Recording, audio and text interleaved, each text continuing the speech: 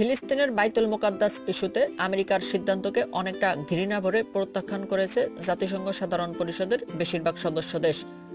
193 সদস্যের সাধারণ পরিষদের জরুরি অধিবেশনে বৃহস্পতিবার প্রস্তাবের ওপর ভোটাভুটি হয়। এর পক্ষে 128টি দেশ ভোট দিলেও বিপক্ষে ভোট দিয়েছে 9টি দেশ এবং 35টি দেশ ভোট দেওয়া থেকে বিরত ছিল। যেসব দেশ বিপক্ষে ভোট দিয়েছে তারা হচ্ছে Guatemala, Honduras, Micronesia, Nauru, Palau, Togo, Marshall দ্বীপ, ইসরায়েল ও আমেরিকা।